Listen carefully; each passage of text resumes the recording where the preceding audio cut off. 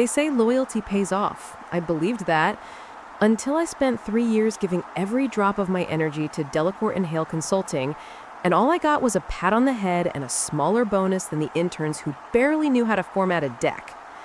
3 years of 60-hour weeks, of canceling birthdays, of answering emails at 2 a.m. while my boyfriend told me I was becoming one of them. He wasn't wrong. I became one of them. Polished, precise, ruthless.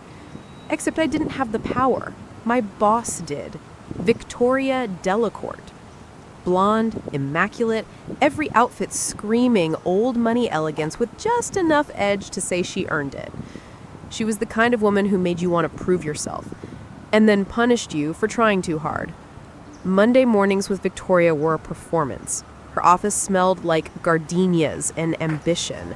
The skyline reflected in her glass desk like the city itself was bowing to her. She'd sip her oat milk latte, glance up and say something like, "Emma, darling, what's the latest with Sterling Media?" Then she'd dissect my answer like a surgeon. One wrong pause, one flicker of uncertainty, and I could feel the silent notes she'd store away. I told myself it was mentorship. I told myself the sleepless nights and the skipped vacations would be worth it when promotion season came. But every March, my name wasn't on the list. "Next year," she'd say. "You're so close, Emma. Just polish your leadership presence." Leadership presence. Translation: keep doing my work without making me feel threatened. By the third year, I'd stopped believing her. I started sneaking glances at job boards during lunch. Not because I wanted to leave, I wanted leverage. I wanted to feel wanted. That's where I made my first mistake. I didn't realize that the company tracked search activity on work devices. I didn't realize my confidential resume upload pinged an internal alert. And I definitely didn't realize Victoria had an IT guy wrapped around her manicured finger. 2 weeks later, she called me into her office. "Emma, close the door." Her tone was syrupy, but her eyes were sharp enough to slice. I did as told. She gestured to the chair across from her. "Everything okay?" I asked, trying to sound casual. She folded her hands. Her manicure was perfect, pale pink like it cost more than my rent. "I've been getting some concerning reports." My heart started doing that panicked drum thing. "Reports?" "About your extracurricular activities, specifically your recent job applications." I froze. My laptop, the browser, the tabs? Shit. Victoria, I was just exploring options, nothing serious." She leaned back, a small smile playing on her lips. "Exploring options while I've been fighting to get you a raise for months?" I blinked. "What?" "Oh, Emma, do you think the board just hands out raises like Halloween candy? I've been your biggest advocate." Lies. I knew the board didn't even know my name. "I just felt stagnant. 3 years, no raise, no promotion." She cut me off. "So you betray the company?" "Betray?" I laughed once. "Victoria, I've given this company everything. She lifted a hand. "Emma, stop. You know how this looks." "How what looks?" "Disloyal, unstable, and I can't have that energy on my team." I felt the world tilt. "You're firing, Mo?" "I'm letting you go. Effective immediately." The words hit like a punch. "You can't be serious." Her smile didn't budge. "Security will escort you out. You'll receive severance through HR." I stared at her, searching for something. Remorse? Hesitation? Anything human. But all I saw was victory. When I didn't move, she said, "Emma, it's business. You'll thank me one day. This city rewards survivors." Security showed up. 2 men in suits. I packed my things, my mug, my notebooks, my favorite pen, and walked past coworkers who suddenly found their screens fascinating. In the elevator, I felt like my lungs had turned to glass. Every ding felt like a countdown to my humiliation hitting the lobby floor. By the time I reached the street, the cold air burned my skin. I stood there, box in hand, watching the revolving doors spin. I'd spent 3 years making that building my identity. Now I was just out. That night I sat on my couch with a bottle of cheap wine and my phone buzzing nonstop. Messages from coworkers pretending to be so shocked or so sorry, but none offered anything real. Then came one text that made me sit up. Lena. She's done this before. Lena was a former colleague, quiet, sharp, disappeared from the firm 2 years ago. Me. Done what? Lena. Fired people right before promotion season. Keeps their bonuses. Ask around. I felt my stomach drop. What? Lena. You didn't hear it from me, but check the Q1 reports. Patterns don't lie. That's when something inside me shifted. The grief, the humiliation, it started turning into fuel. I spent the next week doing what Victoria probably assumed I'd never do again, working. But this time, for myself. I dug through every public file, every LinkedIn post, every archived press release. I found names. Dozens. Employees who'd left suddenly after glowing reviews. Same timeline, same month. Victoria's annual performance bonuses were tied to team efficiency. Firing high-earning staff right before payout inflated her numbers. And HR? She had them in her pocket. I realized I hadn't lost my job. I'd been used. And the woman who taught me to play corporate chess just made her last move too early. I started documenting everything. Screenshots, records, messages. I even found an old Slack thread where she told me to handle financial reports before quarterly reviews, meaning make them look cleaner. Back then, I thought it was standard procedure. Now I knew it was fraud adjacent. One night while scrolling old project files, I found something worse. An invoice discrepancy. Millions unaccounted for, buried under consultant fees. I didn't know what it meant yet, but I knew one thing. Victoria wasn't just cruel. She was dirty. The problem was how to prove it without looking like a bitter ex-employee. I needed credibility. I needed allies. So I reached out to Lena again. Meet me, I texted. She replied within minutes. Tomorrow, the coffee shop on 7th, noon. I barely slept that night. When I arrived, Lena was already there, hoodie, sunglasses, the kind of casual paranoia that screamed she'd been burned. Didn't think you'd actually come, she said, stirring her latte. I don't like being lied to. She smirked. Then you worked for the wrong woman. We talked for an hour. She told me Victoria had been manipulating expense reports for years, moving funds, ghost billing clients, and pinning losses on employees who got let go. HR helped cover it because Victoria promised them stock options. Why didn't you report it? I asked. Lena laughed, bitter. To who? The board loves her. She makes them money.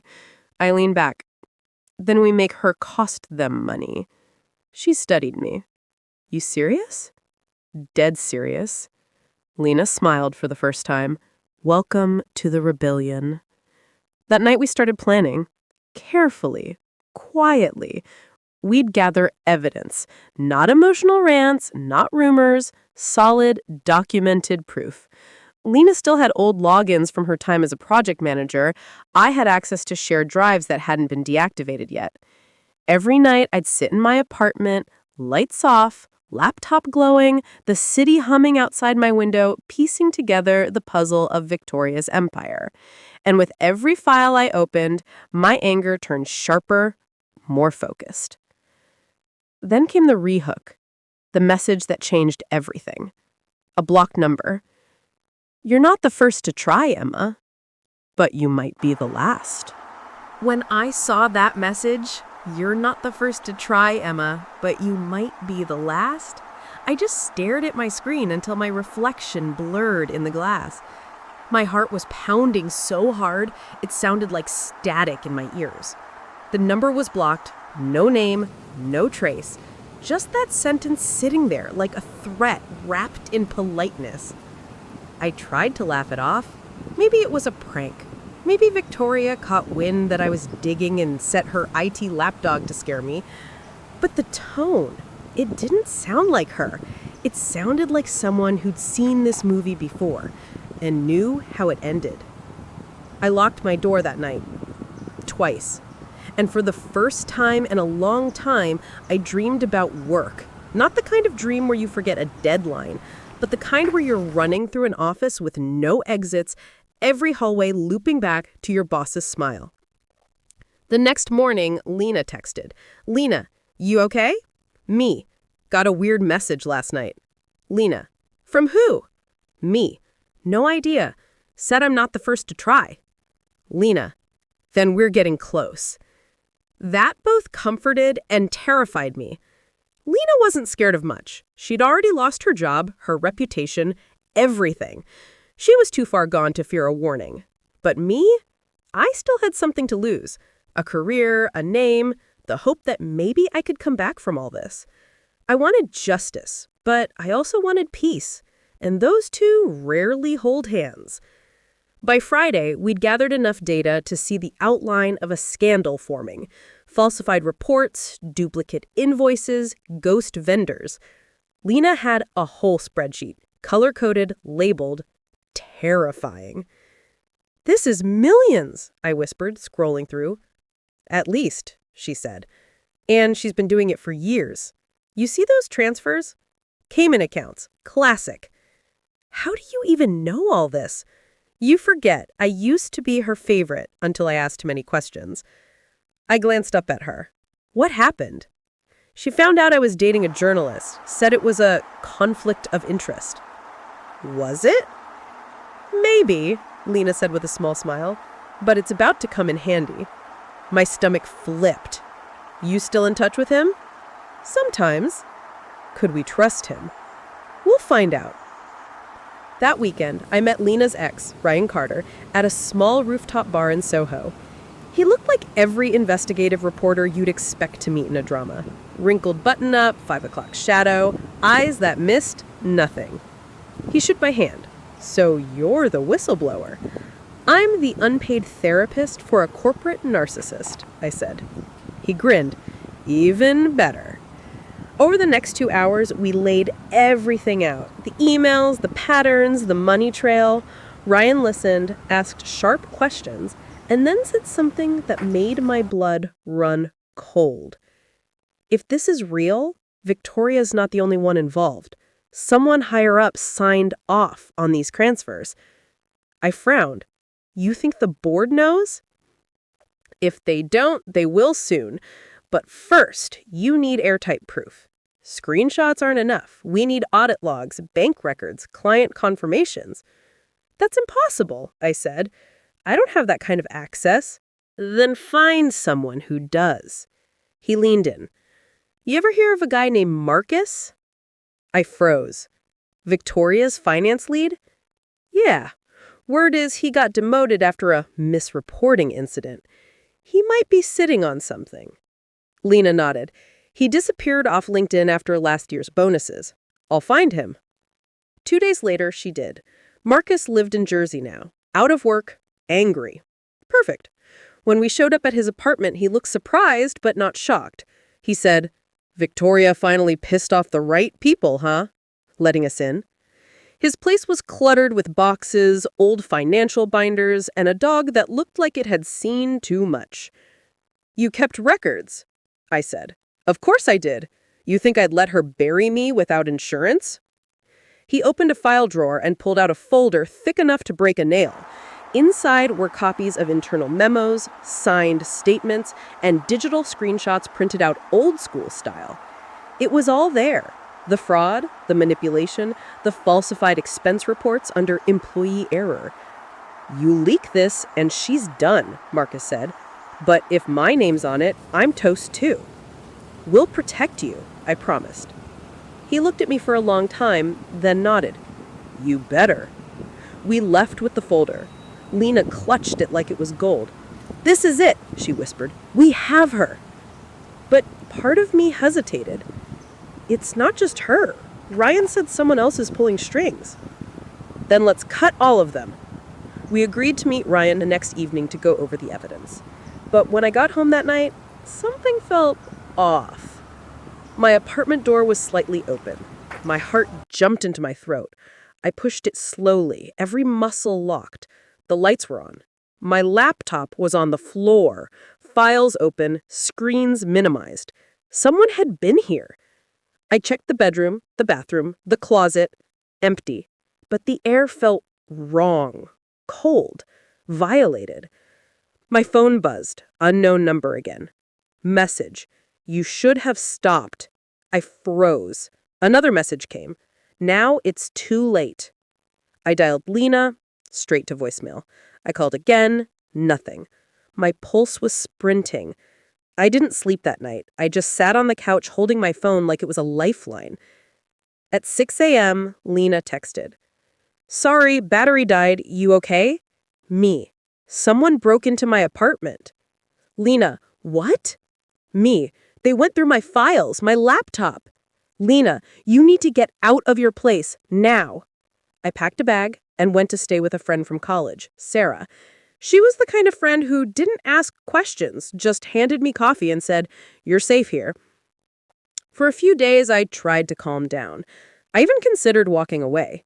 Victoria wasn't worth my peace, but every time I saw her face on LinkedIn posting about integrity and leadership, my stomach twisted. I couldn't let her win.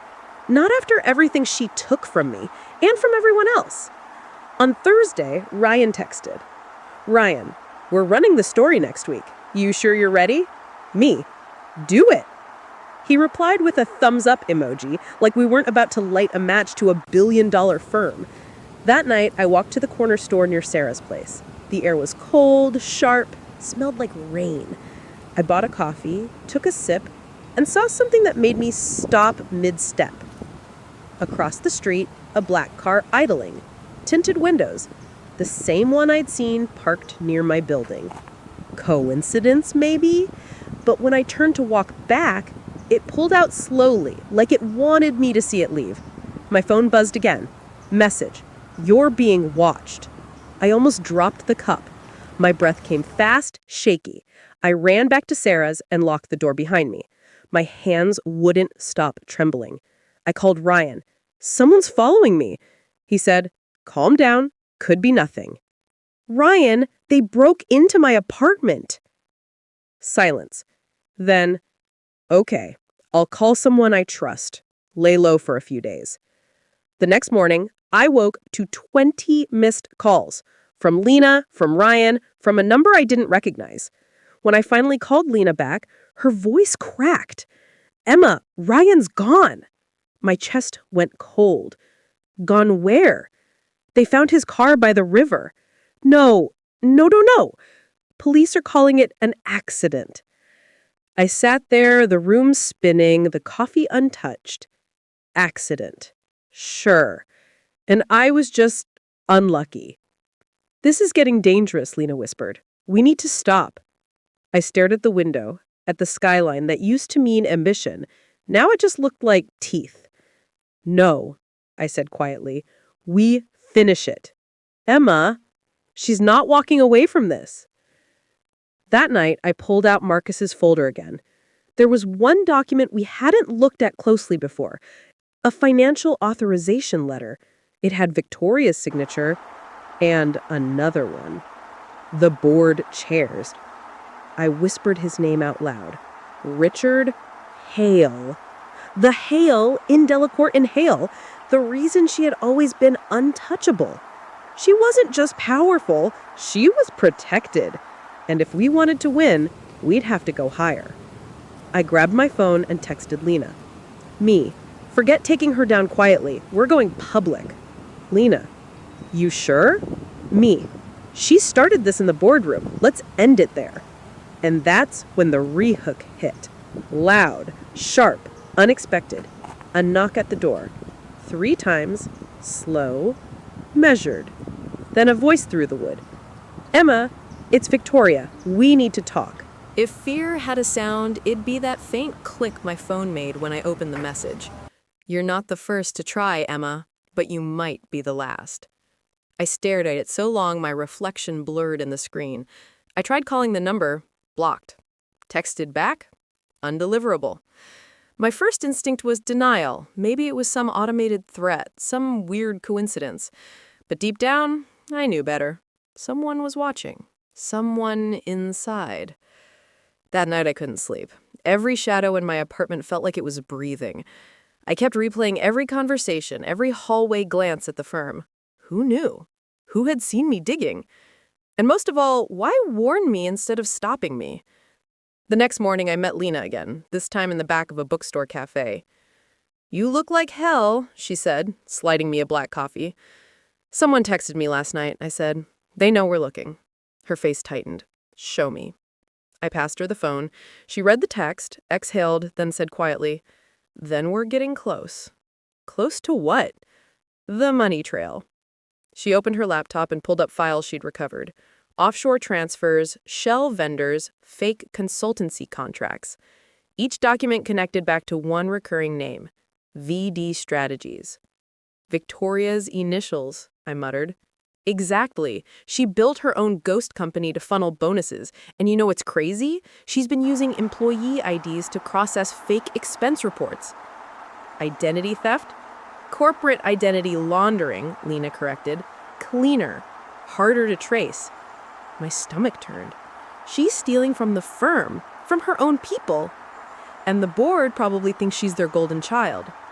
We sat there in silence for a minute, the hum of the espresso machine the only sound. Finally, I said, "We need proof that links her personally." "We need someone still inside," Lena said, "and I might know who." She leaned forward, lowering her voice. "You remember Matt, her assistant?" I nodded. Matt had always looked like he wanted to vanish into his suit. He's still there, and he hates her guts. She made him take the fall for a client leak last year. You think he'd talk? If we give him a reason. That reason came the next day. I found Matt's personal Instagram through an old event tag. Expensive whiskey, motivational quotes, and a caption that read, "One day they'll wish they treated you better." I sent a DM. Maybe today's that day. He replied 5 minutes later. "Who is this?" "Someone who knows what Victoria's been doing. Meet me, tomorrow, Bryant Park, noon." The next day, I waited on a bench under a gray sky, nerves flickering like static. When Matt showed up, he looked older, tired. "You shouldn't have contacted me," he said immediately, scanning the area. "You shouldn't have let her ruin your career," I shot back. He hesitated, then sat down. "What do you want?" "Truth." He laughed once. "That's expensive." "I could pay." "Not in cash, you can't." He turned to face me, eyes sharp. "You want proof? I can give you that, but it'll cost you something else. Visibility. You go after her, your name's gonna be mud. Nobody in consulting hires the girl who exposes her boss. Are you ready for that?" I didn't answer, because I already knew I was. "Then you'll need this." He slipped me a small flash drive. Everything I copied before she pinned the leak on me. Emails, account statements, travel receipts. She's been laundering through dummy clients in London. "Why are you giving me this?" I asked. He looked out at the city, the winter light reflecting off the glass towers. "Because he took everything from me, too." He stood. "Be careful, Emma. Victoria doesn't play defense. She destroys." Then he walked away, leaving me clutching the flash drive like it was a detonator. That night, I plugged it in. My laptop Word, files opening one by one. Dozens of PDFs, screenshots, encrypted folders. I clicked a folder named Q4 Confidential. My screen filled with spreadsheets, and there it was. Transfer after transfer from Delacourt and Hale's accounts into VD Strategies. Signed off by one V. Delacourt. A smoking gun. My heart was pounding. I texted Lena a photo of the screen. "Me. We got her." "Lena, we need to leak this right, quietly, legally. We go public, she'll bury us in lawsuits." "Me. So what do we do?" "Lena, we find someone who hates her more than we do." She wasn't wrong. And there was one person I knew fit that description. Her ex-husband, the one she'd divorced 2 years ago after an affair scandal she managed to bury. He was a venture capitalist, rich, bitter, and very talkative when slightly drunk, according to old gossip. I found his profile on LinkedIn. He just posted about ethical leadership. I almost laughed. I messaged him, "Your ex-wife might be stealing millions. Want proof?" 10 minutes later, "Who is this?" "Someone who used to work for her. I can meet." There was a long pause, then, "Tomorrow, the Langford Hotel, 7 p.m. When I arrived, the Langford was glowing. Crystal chandeliers, mirrored elevators, staff that moved like shadows. He was already at the bar. Tall, silver hair, sharp suit. "Emma, right?" he said, shaking my hand. "That's either good or bad," I said. He smirked. "Depends who's talking." I slid the flash drive across the table. "Victoria's been cooking the books." He raised an eyebrow. "You have proof?" "Enough to make headlines." He didn't even look at the drive. "What do you want from me?" "A platform, connections, protection." "You're planning to take her down publicly?" "I'm planning to make sure she never hurts anyone else." He smiled faintly, like he was both impressed and nostalgic. "You remind me of her before she learned to bite." "I'm nothing like her," I snapped. "We'll see." He picked up the flash drive, slipped it into his jacket. "I'll review this. If it checks out, you'll hear from me." Then he stood and left without another word. I watched him disappear into the revolving door, my chest tight. This was it, the point of no return. But I didn't realize until the next morning that someone else had been watching me too. The morning after the meeting at the Langford, I woke up to 22 missed calls. Lena, 2 from an unknown number, and 1 from Victoria. My heart sank. I hadn't spoken to her since she fired me. Seeing her name light up my screen felt like a ghost reaching out. Against my better judgment, I answered. "Emma," she said smoothly, like nothing had ever happened. "We need to talk." "We really don't," I replied. "I think we've said everything." "Not quite. I've been hearing things. Dangerous things. Why don't you come by the office?" "You fired me, remember?" "Consider this an opportunity." Her tone was honey over ice. I hung up without answering. 10 minutes later, Lena called. "She knows," I said. "Victoria?" "Yeah, she wants to talk." "Don't go," Lena warned. "She's baiting you." "I know, but maybe I should see what she's planning." "Emma, if she's scared, that means we're close." I ended the call before she could argue. An hour later, I stood outside Delacourt and Hale again. Same glass walls, same marble lobby, same sting of betrayal in my chest. Security scanned me, uncertain, then waved me through after Victoria's assistant buzzed approval. The elevator ride felt longer than ever. When the doors opened, she was waiting, leaning against her desk, smile sharp enough to cut glass. "Emma," she said, spreading her arms, "you look refreshed." "You look the same," I said, still pretending to be human. Her smile didn't falter. "Sit down." I didn't. "Why am I here?" "Because I wanted to see for myself." "See what?" "How much damage you think you can do before you drown." She circled me like a cat. "You've been busy, meeting with ex-employees, digging where you shouldn't. And now my ex-husband? Bold move." My pulse quickened. "You've been following me." "Of course I have. You were my best investment." She stopped in front of me, voice dropping. "Let me guess. You think you found something. A few spreadsheets, a couple of offshore transfers. Cute." "I have proof you've been embezzling from your own firm." She laughed softly. "Proof? Sweetheart, the only thing you have is a narrative, and I own the narrative." "Not for long." "Oh, Emma," she said, almost pitying, "you think truth matters in this city? Image does. Reputation does. You're a disgruntled ex-employee with a grudge. Me, I'm Victoria Delacorte. They'll believe me before they even spell your name right." Her words stung because they were true. Then why call me here? I asked. Because I wanted to offer you a way out. She slid a folder across the desk. Inside, a non-disclosure agreement and a check. The number made my throat tighten. $200,000. Take it, she said softly. Walk away. No lawsuits, no drama. Start over. I stared at the check. My hands trembled. You think money fixes this? I think money fixes everything, she said simply. And if it doesn't, lawyers do. I closed the folder. Keep your blood money. Don't be stupid, she snapped. You're not built for war. No, I said. You taught me how to fight dirty. You just forgot I was watching.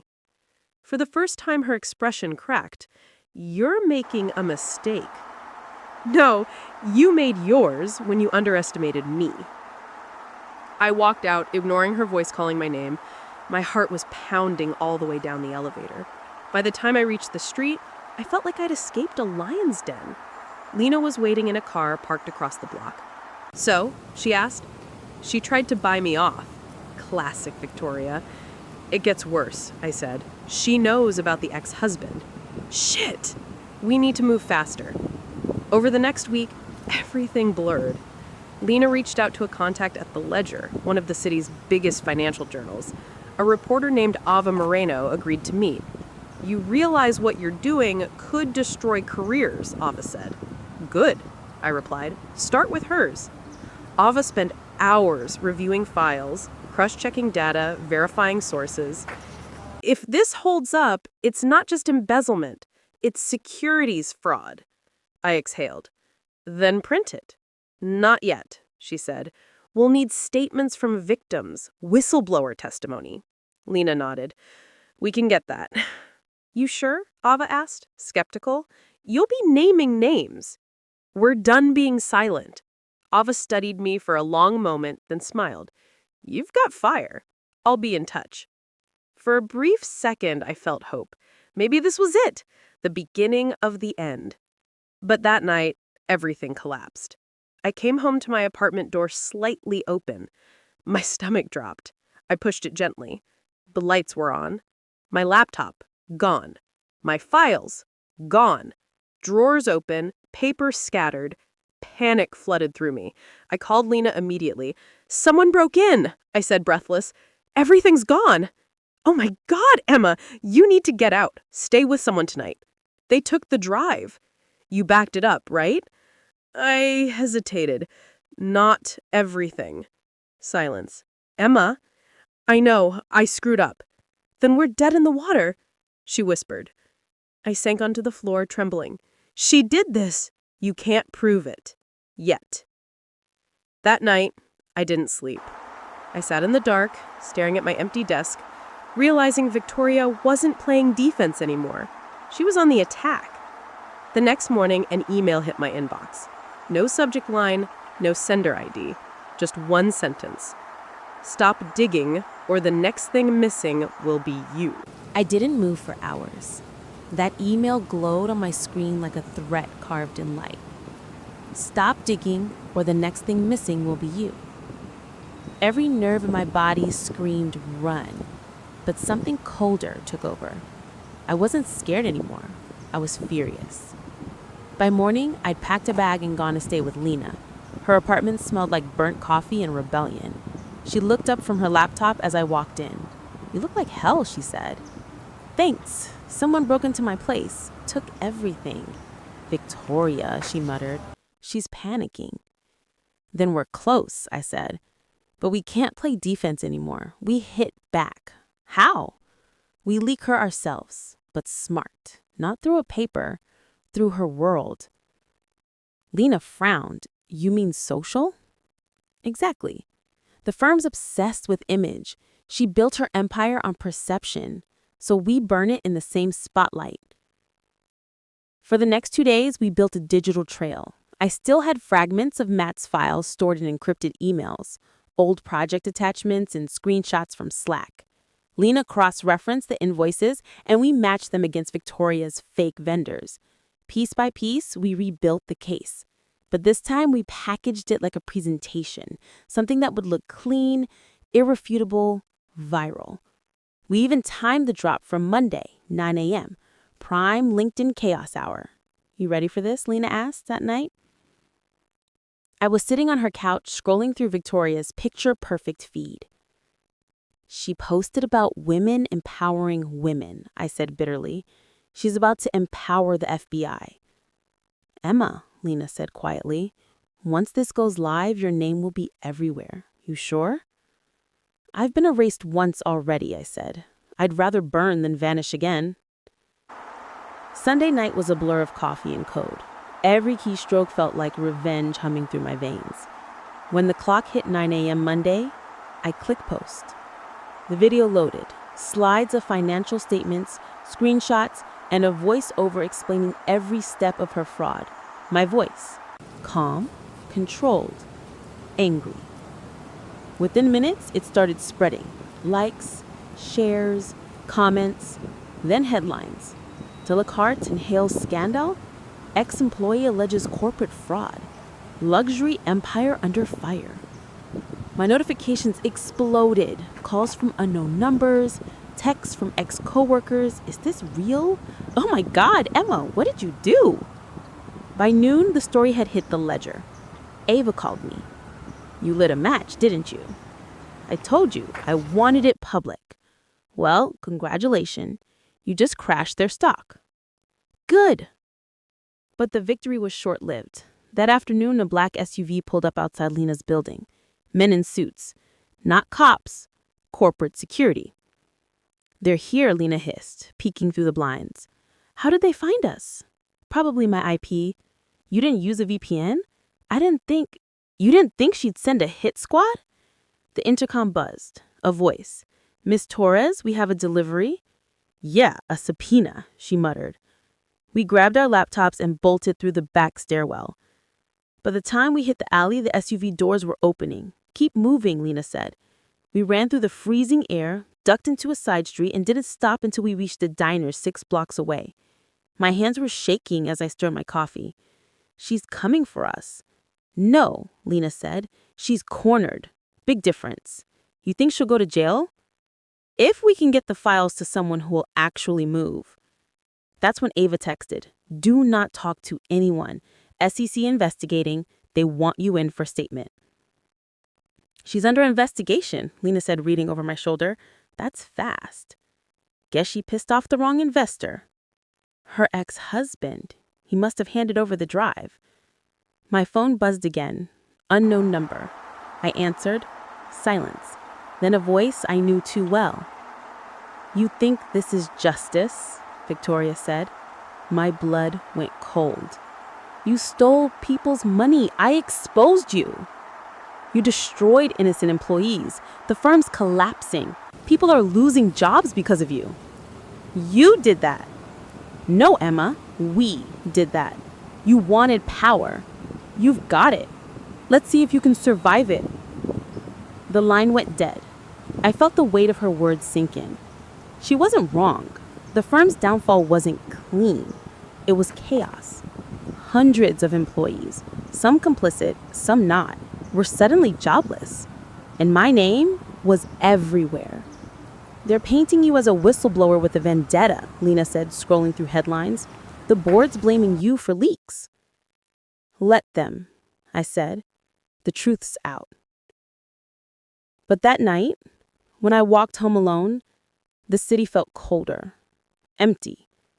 Every window, every reflection felt like eyes watching.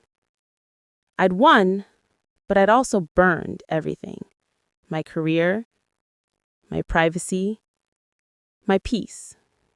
Then as I reached my apartment door, I saw an envelope taped to it. No name, no address. Inside, a single photo. Me sitting in the diner that morning. A red X drawn over my face. Part 6. The Reckoning. The picture with the red X sat on my kitchen counter all night. I kept staring at it, waiting for fear to hit, but what came instead was resolve. I'd spent years being the good employee, the quiet woman who worked twice as hard for half the credit. That girl was gone. Morning light bled through the blinds like a warning. I texted Lena, "It's time to end this." She replied instantly, "You sure?" Completely. The news cycle had turned nuclear. Delacourt and Hale under federal review. CEO on leave pending investigation. Every business blog, every LinkedIn post was dissecting Victoria's empire. But she still hadn't fallen. Her lawyers were spinning narratives, blaming rogue employees, hinting that I had fabricated everything. I needed something undeniable. Her voice, her confession, and I knew exactly where to get it. That night, I walked into the gala at the Regency Tower, dressed like I still belonged in her world. Black satin, red lipstick, calm fury. The event was for women in power. Of course, she was keynote. Cameras flashed as she took the stage, all poise and diamonds. "We rise by lifting others," she began. My jaw clenched. I slipped backstage, past catering staff and security. Lena was on a call patching me through to a recording line. "Mike's hot," she whispered through my earpiece. "You've got 5 minutes before her team notices." I found her dressing room, gold nameplate, perfume thick in the air. She walked in mid-sentence, phone in hand, froze when she saw me. "You really don't know when to quit, do you?" "I came to watch you lie one more time," I said. "Enjoy it while it lasts." "You think a few documents will destroy me?" "No," I said, stepping closer, "but you will." She smiled that perfect, cold smile. "You don't have the guts." "Funny," I said. "You taught me everything I know about guts." Her phone buzzed. On instinct, I snatched it. "Give that back," she snapped, lunging forward. I hit speaker. A voice came through. The firm's CFO. "Victoria, the SEC's here. They have warrants." Her face drained. "What?" "They know about VD strategies. Someone leaked the London accounts." My pulse kicked. She turned to me, eyes burning. "You think you can win? They'll drag you down with me. You helped falsify those reports." "I already told them that," I said quietly. "Difference is, I have proof you ordered it." She froze. "You little—" The door burst open. Reporters, cameras, flashbulbs like lightning. Ava stood in front, press badge flashing. "Victoria Delacourte, care to comment on the SEC allegations?" For a second, Victoria's mask cracked completely. Rage, fear. Then she did what powerful people always do. She tried to smile through it. "No comment," she hissed, pushing past them. But the cameras caught everything. The call, the panic, the guilt in her eyes. The footage hit social media before she even left the building. By morning, #DelacourtDown was trending worldwide. The firm suspended operations, the board announced a full audit, and the SEC confirmed charges. Victoria Delacourte. Fraud, embezzlement, obstruction. She was done. I watched the news from my couch, exhausted, empty, relieved. Lena sat beside me, sipping coffee. "You did it," she said softly. "We did it." "Feels weird," I admitted. "I thought victory would feel louder." "Maybe peace is just quiet justice," she said. Weeks passed. I got calls from networks, podcasts, even movie producers. But I didn't want fame. I wanted closure. One rainy afternoon, I walked to the courthouse.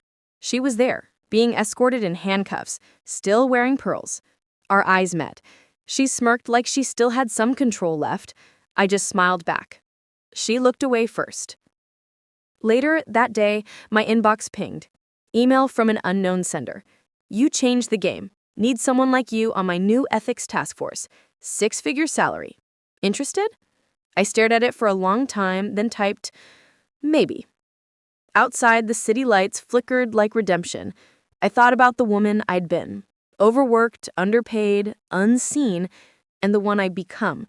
The difference wasn't revenge. It was reclaiming my worth. I closed my laptop, finally breathing without fear. Somewhere downtown, Victoria's empire was collapsing, one lie at a time. And for the first time in 3 years, I felt free. Justice served, but a new beginning waits, because power, once reclaimed, never fades.